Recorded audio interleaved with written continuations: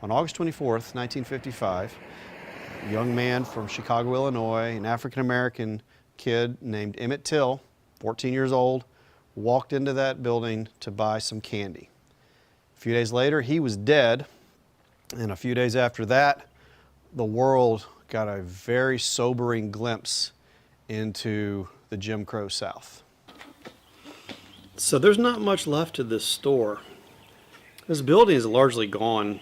It's tough to photograph because it's really decayed. It's overrun with weeds and kudzu and trees, and it's falling apart. And even several years ago, maybe 9 years ago or so, when I first saw the building, it still looked like a store. To me, it really looks like the building looks like it's eating itself. It looks angry, like it doesn't want to be here anymore. I mean, the owners clearly have just let it rot, and it's remarkable that one of the most important places in American history is kind of reduced almost to rubble.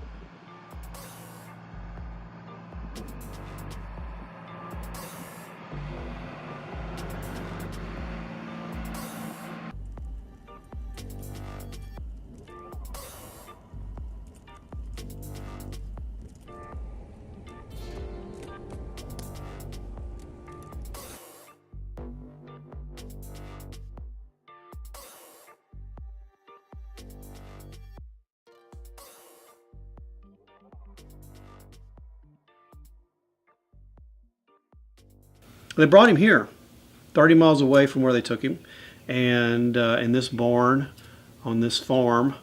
I think J.W. at the time was a foreman. He worked here on the farm as it was at the time, and they beat him to death. They basically lynched him, tortured him, beat him, and then shot him. Probably did that here. In their confession, they said they stripped him naked and shot him at the river, at the Tallahatchie River, but it most likely occurred here.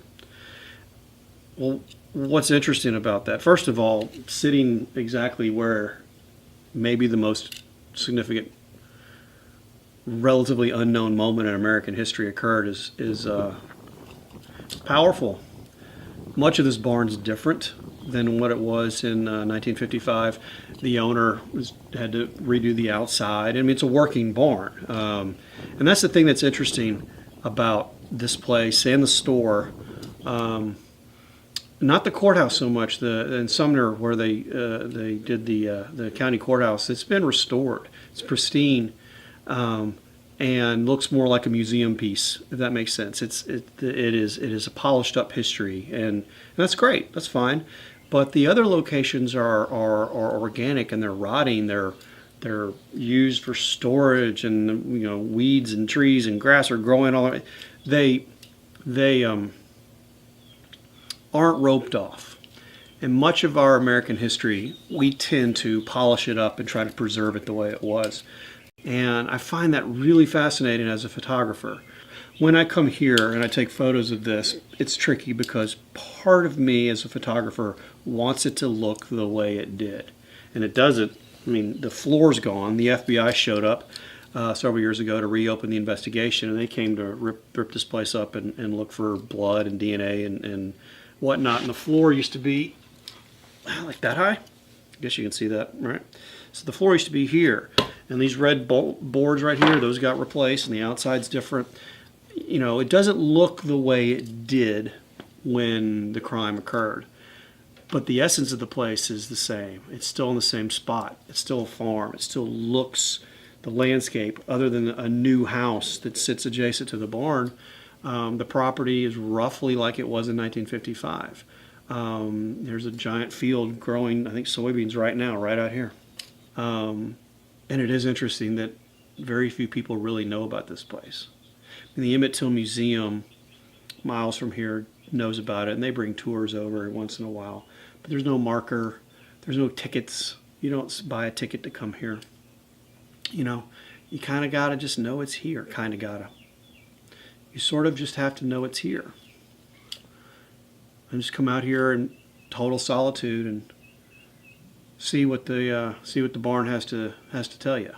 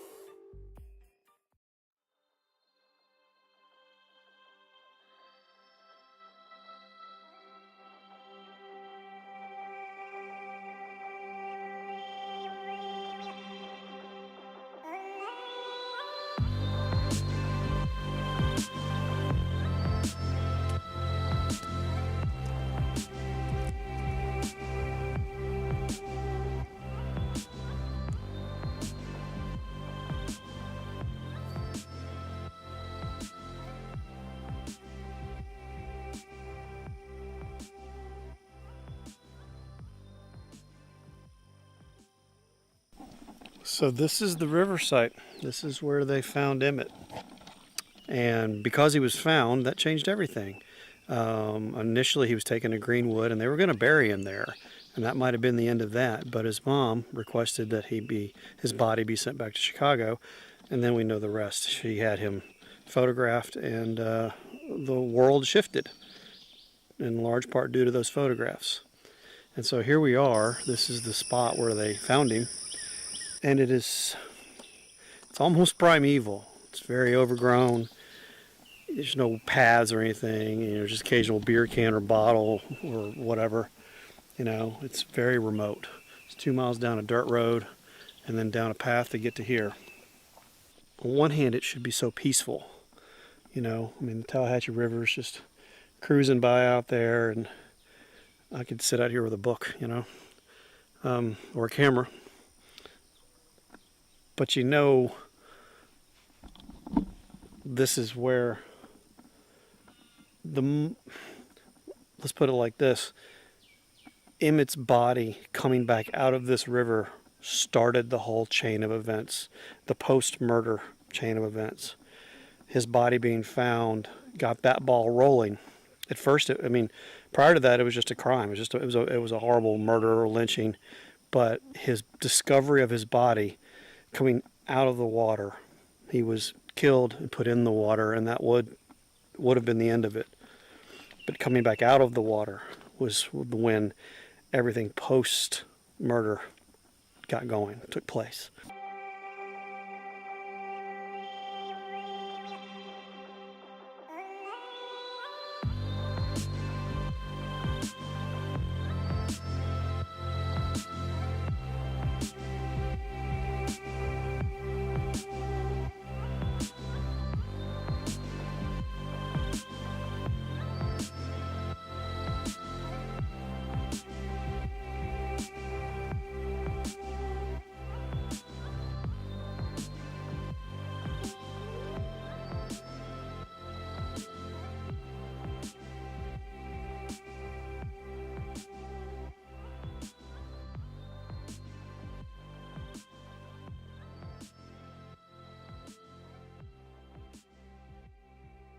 Hey, so this is the courtroom where Roy Bryant and J.W. Milam were acquitted, where the eyes of the world were. Here it is, and it's kind of strange being in here. I was just driving through and realized that I had accidentally just pulled into downtown Sumner, and decided to wander up here, and it's pretty fascinating. JW and Roy, well, they sat right back over here. That's where they were. The jury was up here, and it took them less than an hour or so. Of course, they had to stop and drink a Coke, or excuse me, they had to stop and drink a soda.